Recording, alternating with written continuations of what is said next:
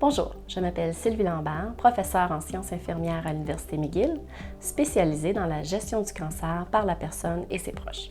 Je m'appelle Alexia Piché, je suis kinésiologue et étudiante au doctorat spécialisée en activité physique et cancer.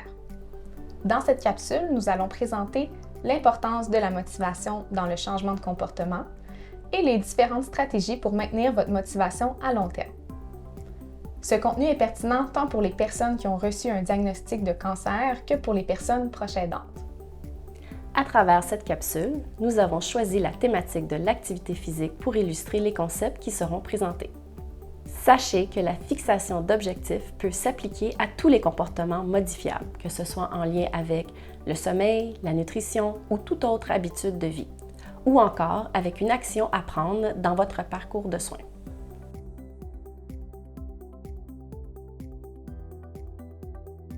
La motivation est ce qui pousse quelqu'un à agir, ce qui motive une action, un comportement. La motivation est essentielle pour persévérer à travers les obstacles et les défis qui se présentent.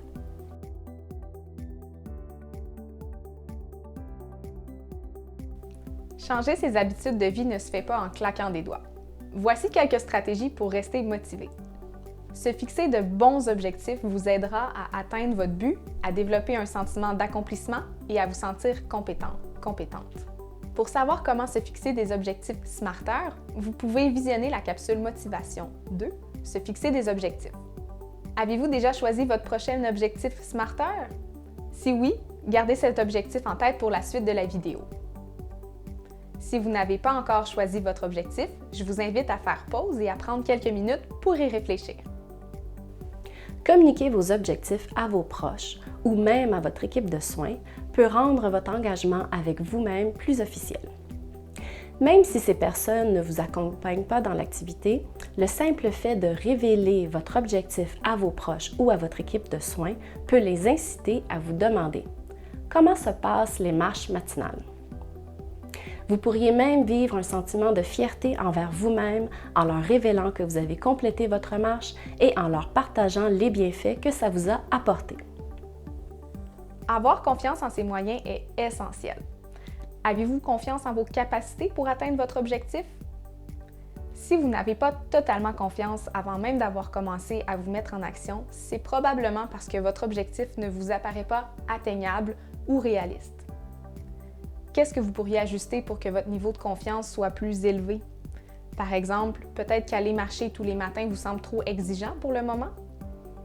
Vous pourriez réviser votre objectif et décider de commencer par 3 matins par semaine, les lundis, mercredis et vendredis, pour augmenter votre confiance de réussir votre objectif. Prenez les choses une étape à la fois. Un plus petit objectif réussi est bien plus motivant qu'un gros objectif à moitié réussi. Pour augmenter votre confiance, visualisez votre succès dans votre esprit. La visualisation est un outil puissant pour renforcer votre confiance et votre motivation. Arrêtez-vous quelques secondes et imaginez-vous en train d'atteindre votre objectif et de ressentir ses bienfaits.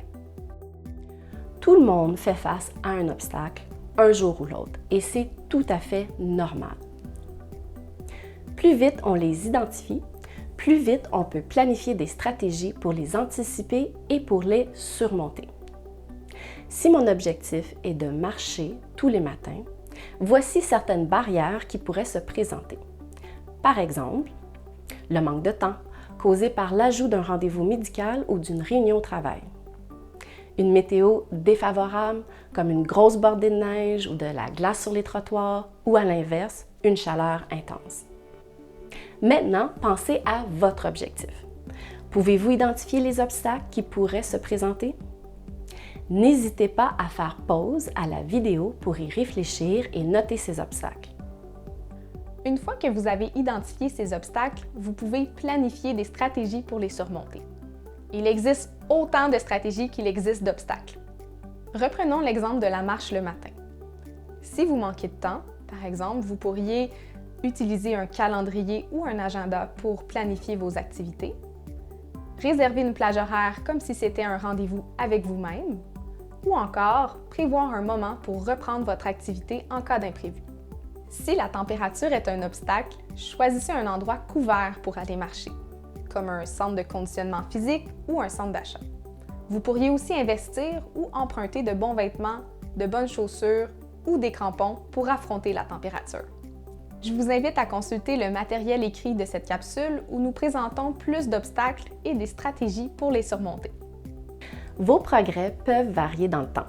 Au début, il est possible que vous progressiez rapidement, puis que vos progrès se stabilisent ou ralentissent par la suite. En suivant vos progrès, vous pourrez plus facilement identifier les stratégies qui fonctionnent bien ou moins bien. Il existe plusieurs outils que vous pouvez utiliser. Par exemple, les outils papier, comme un agenda, un calendrier ou un journal de bord. Les applications mobiles pour les téléphones intelligents ou les tablettes électroniques, comme MyFitnessPal et Google Fit, il en existe plusieurs.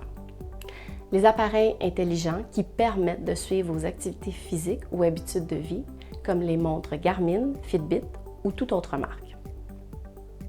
Voici quelques exemples d'informations que vous pouvez noter dans ces outils de suivi. Votre objectif SMARTer, les effets bénéfices ressentis pendant et après l'activité physique, votre niveau d'énergie, les barrières rencontrées, les stratégies que vous avez mises en place et aussi ceux dans votre entourage qui vous ont soutenu. Consultez les ressources de la section Motivation pour télécharger nos outils coactifs. Suivez vos progrès vous aidera à rester motivé. Être entouré de personnes qui soutiennent vos choix, vous encouragent et vous motivent est essentiel. Puis ça peut réellement faire une différence dans votre motivation et dans l'atteinte de vos objectifs à long terme. Le soutien social peut aussi se trouver à l'extérieur de votre entourage, par exemple dans les groupes de soutien, les cours d'exercice en groupe, les clubs de marche, les ateliers de cuisine. Ce sont tous des environnements sociaux qui favorisent la motivation grâce à la présence des autres. Changer des habitudes de vie peut être un long processus. Mieux vaut le faire dans le plaisir. Choisissez des objectifs qui rejoignent vos intérêts et qui vous motivent. Assurez-vous d'adopter un rythme de changement qui vous convient et qui vous procure du plaisir. Appréciez chacune des étapes de ce processus qui vous rapproche de votre objectif et surtout, amusez-vous.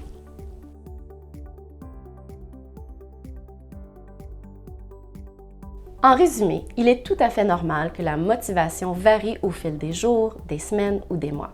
Il faut bien se préparer pour rester motivé. Souvenez-vous des 8 stratégies que nous avons vues dans cette capsule.